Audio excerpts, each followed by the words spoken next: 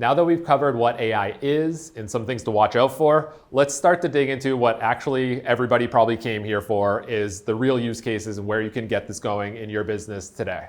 Some of the most common applications that are really starting to make advances with AI that you use today are, first, your email client. So things like Gmail and Outlook and your internet browser. All of these things are baking in AI and really making it accessible for you to leverage it today. Second is your accounting tools, ERPs. Things like QuickBooks are really making it accessible for you to leverage maybe some alerts and analytics that are driven by AI today.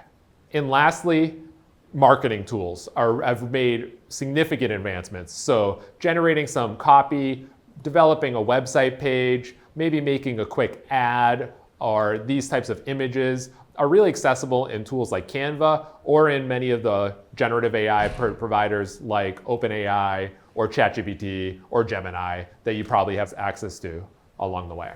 One way to think about this is a level 1, 2, and 3 sophistication and how involved each of these use cases is. Level 1 is really where a lot of your Gmail and other Outlook and other clients are integrating this and make it really easy for you to polish an email and click a button as you're already drafting an email, just like you do today. Level 2 is where you really seek out a generative AI tool like ChatGPT or Gemini to really help you on a more complex task. You're really leaving a workflow like your email, you're going to ChatGPT or Gemini, you're giving it some context and prompts and working on things and maybe getting back into your workflow after that. And level 3 is really where you're getting more to sophisticated workflows where you're connecting tools together through connectors or other means and really powering a more sophisticated workflow for the long run. Connecting your Outlook with QuickBooks, for example, to send out automated emails with some context from your clients for maybe past due payments is an example where you're really diving a little deeper to get a unique workflow that's right for your business.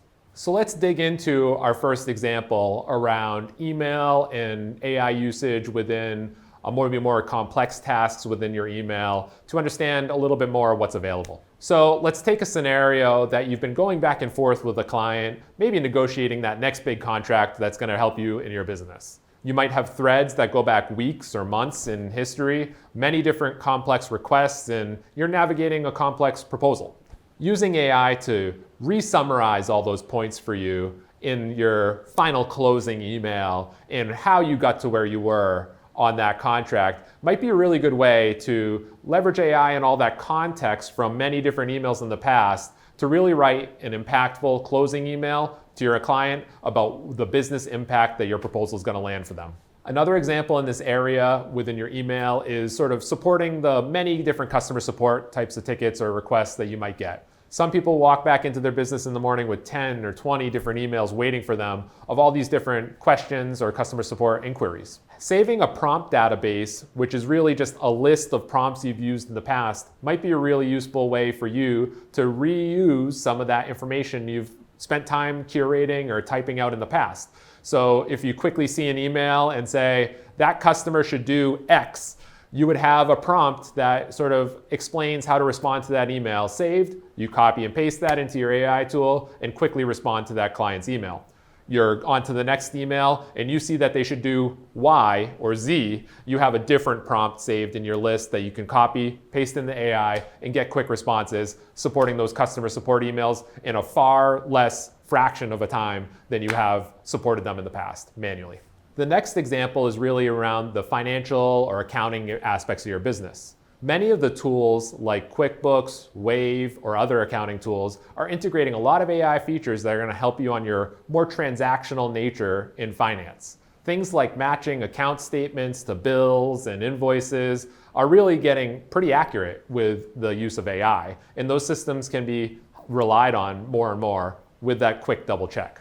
Another use case, though, that a lot of businesses are making really valuable use of AI within finance is comparing maybe your month-end or quarter-end statements across quarters, right? It's about that context of your business that maybe you want to summarize for yourself or maybe some other owners of the business or investors in your business and really provide progress on how AR or AP is doing in your business. How's cash flow? What's the bank account look like? All of these different types of things are really that qualitative lens that LLMs would do a really good job sort of looking at multiple months of your business financials and providing you a little bit of insight and qualitative summary that you can send around for your team.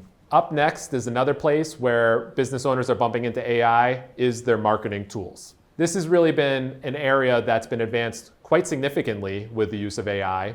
And it's really covering a lot of the aspects of marketing like content generation, image generation, and all of that content you need to power your marketing channel. I always find it best to continue to think like a marketer, even though you're leveraging AI tools to get through that process quickly. So starting at the beginning from idea generation and content generation, and then maybe getting into that image and content collateral generation as the final step.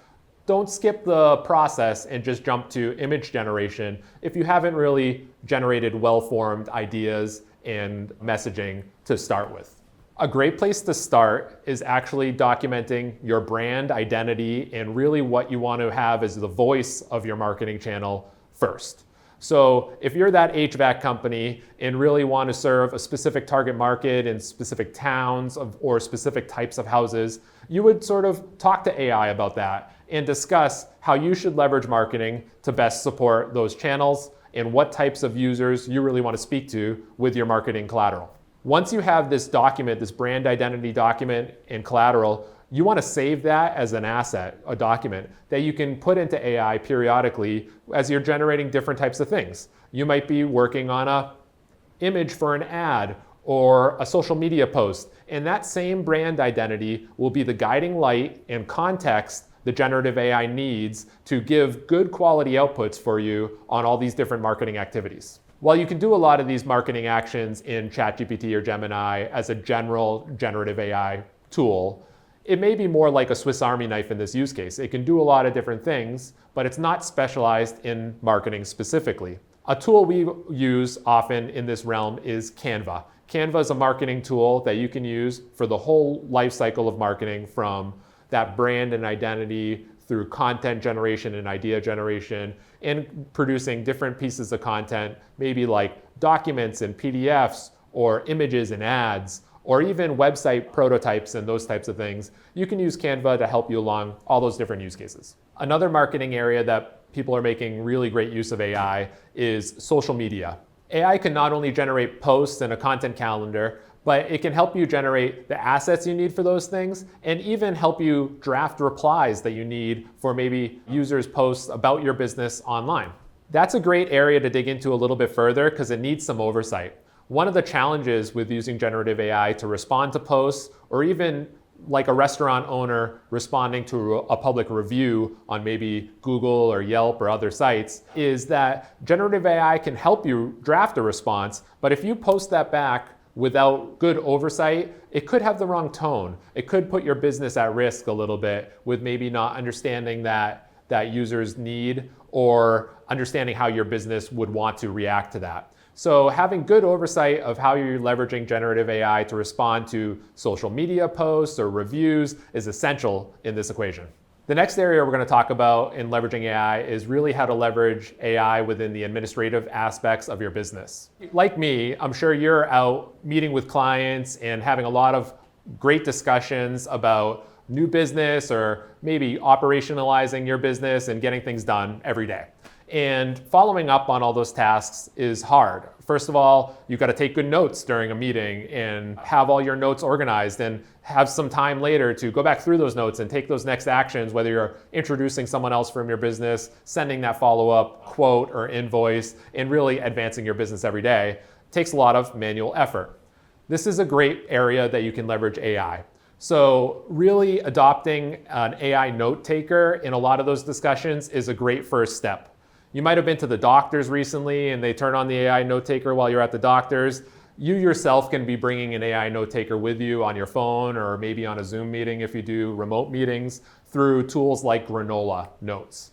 Granola will help transcribe that meeting, generate notes for you, and really link those detailed notes to the actual transcription on what you or your clients said. And that's really helpful for double checking things later and also taking those follow-up actions. So now when I leave a meeting, I'm having my granola notes available to me, and I'm asking granola notes to draft that follow-up email immediately. So I'm able to quickly respond, keep business moving, and really lessen my workload so I can support my customers more and more every day.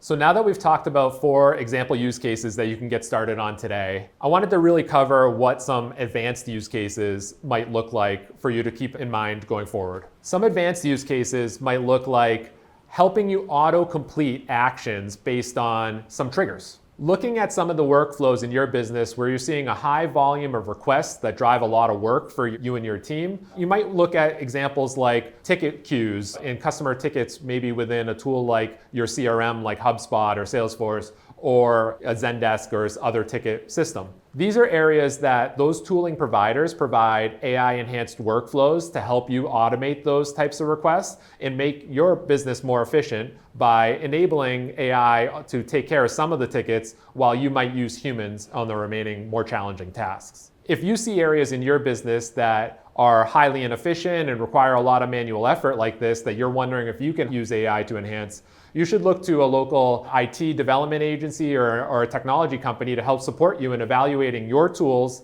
and the capabilities within them to leverage AI.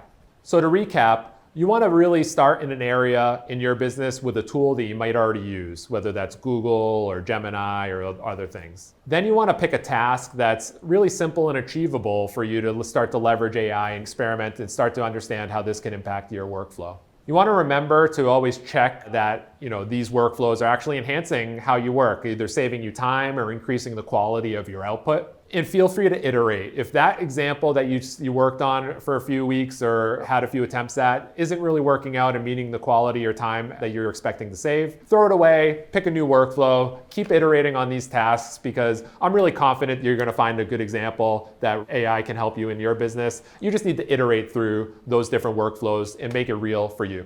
Here's a reminder on a couple tools I've mentioned in this section.